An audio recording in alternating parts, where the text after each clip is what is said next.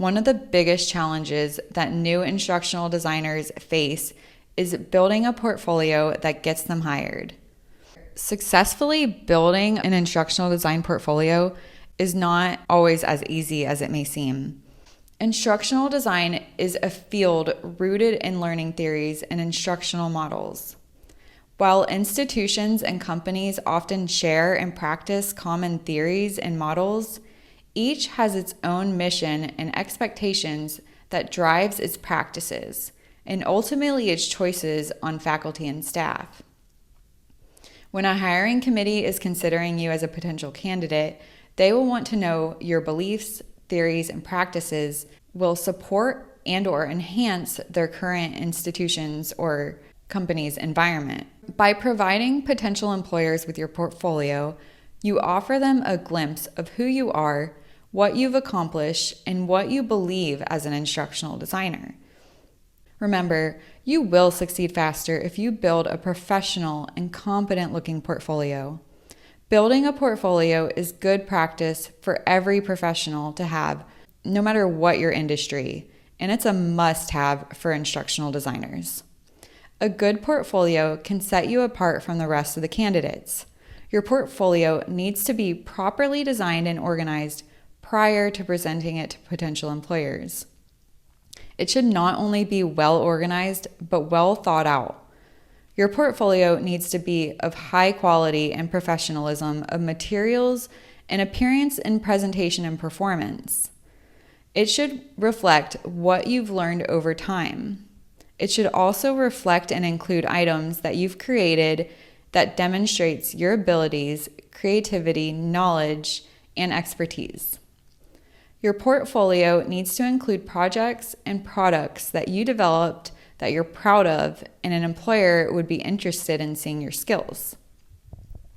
Many employers and potential clients want to see that you've successfully pulled off high-quality real-world projects for other people.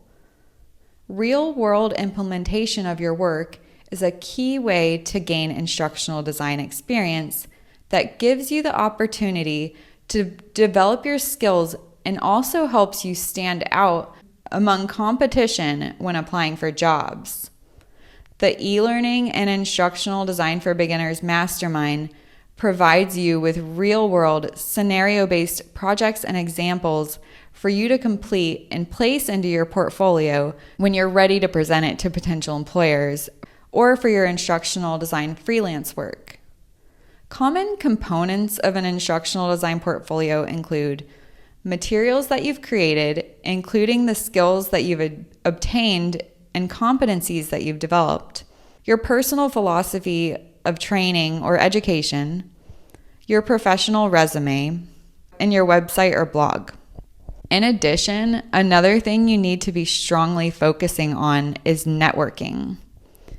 In a field that's dedicated to making learning effective and accessible for all, there's no shortage of new ideas, resources, experiences, and mentors.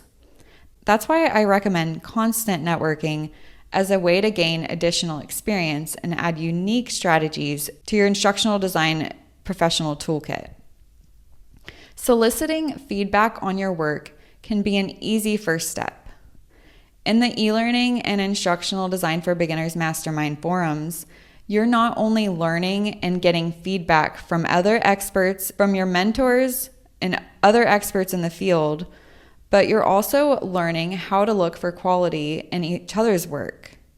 Giving feedback to someone else also helps you consider what you're doing well and areas where you can improve on your own work. Networking and peer feedback enable you to think strategically and identify experiences that will help you further develop the skills that you need most. Networking is also a way to collect new resources, many of which are free and available online. I recommend choosing those that are peer-reviewed and backed by learning science to ensure their quality. The eLearning and Instructional Design for Beginners Mastermind is a great way to continuously network, exchange, and collect resources with fellow instructional designers. You'll also learn design in the eLearning and Instructional Design for Beginners Mastermind.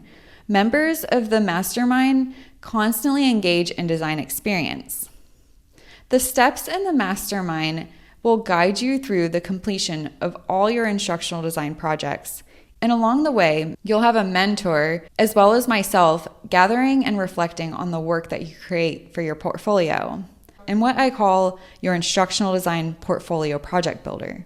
In the mastermind, you'll learn how to create a polished online portfolio that is a professional, public-facing site designed to explain and showcase your work experiences for potential employers.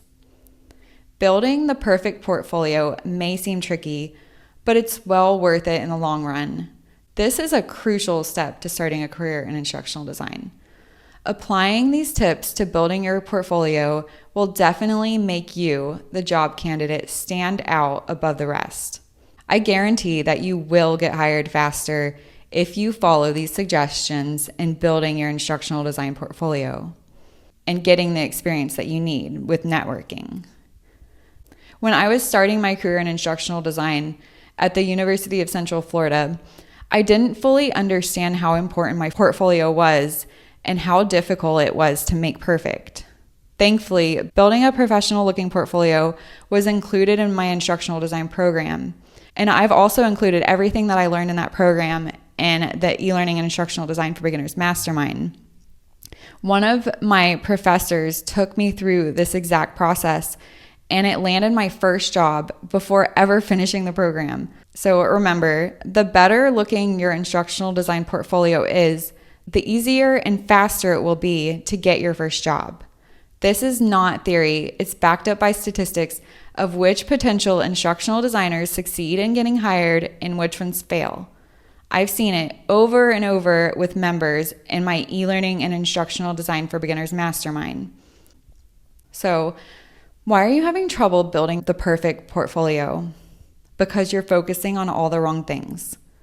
Your high quality and professional looking projects and aspects must be the focus, and you must exhibit true value that you can bring to your potential hiring manager or clients. So you can choose. Are you going to create a boring portfolio that gets unnoticed, or a good portfolio that sets you apart from the rest of the candidates and gets you hired? Thanks for checking out eLearning and Instructional Design for Beginners. Please take 1 second to like, subscribe, and comment anything below.